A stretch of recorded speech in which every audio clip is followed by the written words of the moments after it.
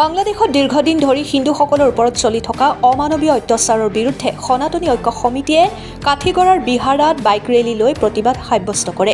বিহাৰাৰ পৰা ভাঙ্গাৰপাৰ হৈ বাবুৰ বজাৰলৈ প্ৰায় 100খন বাইক লৈ এক বিশাল প্ৰতিবাদী কৰা দেখা যায়।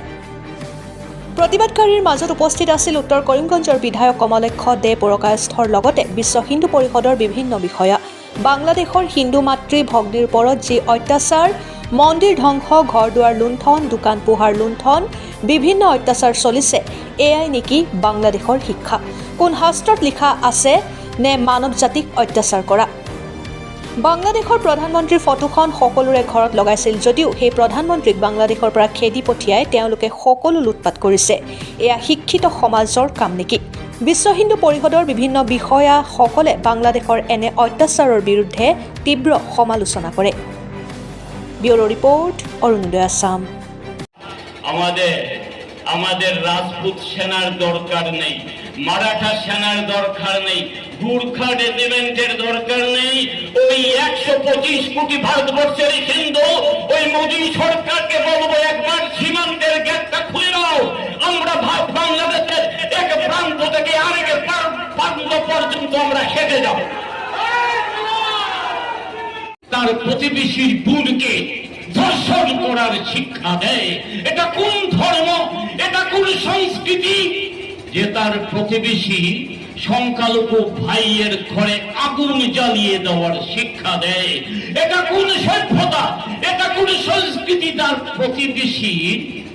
প্রতিবেশীর দোকানকে লুটপাট করে, তার প্রতিবেশীর উপাসনা স্থল, তার মন্দিরকে ভাঙচুর করে, বিগ্রহকে অসম্মান করে, তার প্রতিবেশী দেশের জাতীয় পতাকাকে রাস্তায় ফেলে তাকে পায়ে বর্জন করে চলে যায়। এটা কোন সভ্যতা? আরে ও বাংলাদেশিরা, এই কি তোদের সভ্যতা? এই তোদের সভ্যতা? প্রতিবেশীর প্রতি, তোদের সংখ্যালঘুর প্রতি এই তোদের আচরণ? আরে তোরা কোন ছাত্র? আরে তোরা কোন ছাত্র? ঢাকা ইউনিভার্সিটির ছাত্র, বাংলা ডিপার্টমেন্টের ছাত্র? এরা কোন শিক্ষা যে তুই তোদের বাংলার গর্বের নোবেল পুরস্কার প্রাপ্ত রবীন্দ্রনাথ ঠাকুরের মূর্তিকে ভাঙচুর করিস? ছবি তোরা এতদিন ঘরে ঝুলিয়ে রেখেছিস যে তোদের প্রধানমন্ত্রী তার ঘরে লুটপাট করলি।